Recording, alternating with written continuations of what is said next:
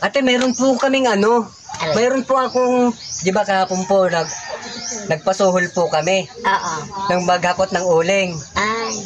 Yung kinita ko po, pagtyagaan nyo po yun. Kasi nga, sa abot ng aking mga kaya, ayon po sa kalooban ko, kusang loob ko po na ibibigay sa inyo yung kinita ko po kahapon. Kahit wala na po ako, ibibigay ko po sa inyo. Pati po yung ano, kahit paano, nabigyan po kita ng munting grocery po. Binigyan po kita ng munting grocery. Pagtyagaan nyo naman po yun, kahit na kunti lang, hayaan nyo. May awa ang Diyos. Pag kumita rin po ako, pag lumago, pagbalik ko sa Maynila, pag ako po nakapagtrabaho doon ng maayos, kaya nyo po sa pagbabalik ko po, hindi po kita makakalimutan. Dahil kababayan naman po kita. Ganun. Kasi nga po yung ano natin. Ayun lang, boss. Ayun ito. Ito ate, meron po akong munting binigay. Pagpasensyahan nyo na to kasi nga ito pa lang po yung ano, kasi nga biglaan nga po yung pag-ano ko. Kaya napakalayo po ng ano rito ng grocery. Ito, pupunta pa tayo sa sentro. Ito po yung nakayanan ko, pagtyagaan nyo na po yan. Ito para sa'yo po yan. Yan, ito po.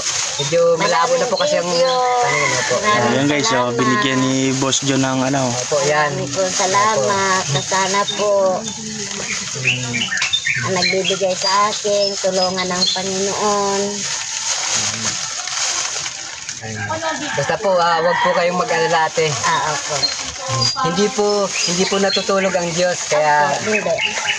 ayun po mana, kahit na, Ayan guys, so. ito talagang nagpasuhol talaga kami para ibili namin na ganun. Talagang naano ko, sabi, nung makita ko nga po nagiging sitwasyon na yun, sabi ko, no, naano naman po ako. Kasi nga, baka bukas nga po, baka makalargan ako ng Maynila. Kaya sa pagbabalik ko, maano kita. Tsaka siya nga po pala, may ano nga pala ako. Ito, sa abot ng aking mga kaya, pagtyagaan mo na talaga to. Yan. Ito po, yan. Ito. Hindi, para sa'yo okay na yan, talaga yan. kunin Yan mo na. talagang kinita ko talaga, kahit na ano. Yan, pagtyagaan mo na yan, yung maliit na halaga yan, makakatulong pa rin sa pangangailangan mo. Maraming thank you Opo. lang po ha, sa Opo. binibigay mo sa akin. Walang ano man po. Hayaan nyo po kasi yun po ang ano natin. Kailangan po nasa dito magtulungan. Kung sino po yung walang-wala, kailangan mabigyan po natin. Pero kami po, nakakakain po kami ng 3 beses sa isang araw. Kailangan po na... Mabuti lang kayo, ako hindi. Isa lang maghapon.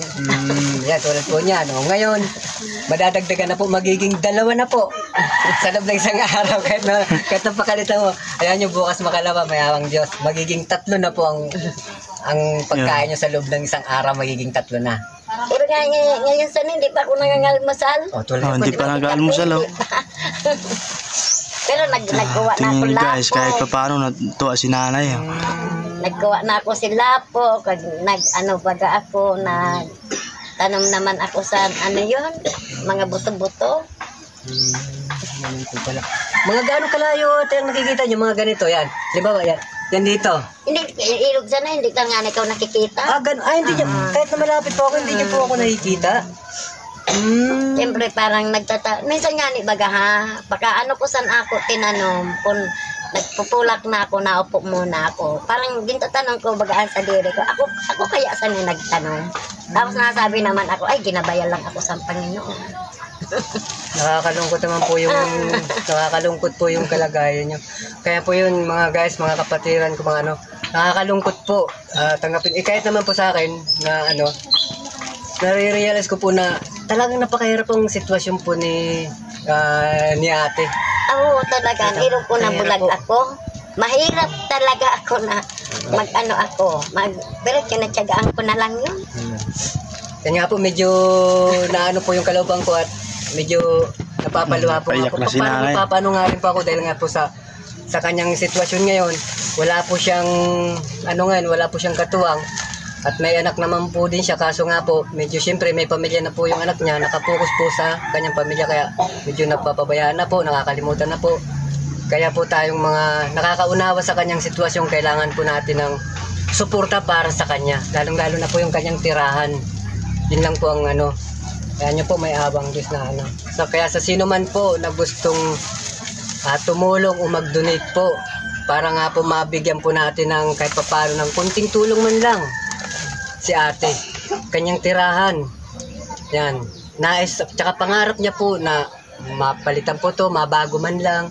Na hindi na po ganito, tulad nga po nito. Ako na nga ni sila nagyunog ho. Dahon ng nyug po, dahon ng nyug, pinag-ano lang po, Tipi-tipi. tinitirintas na lang po yung dahon ng nyug para lang po meron po siya, hindi lang po siya mababasa sa tuwing uulan.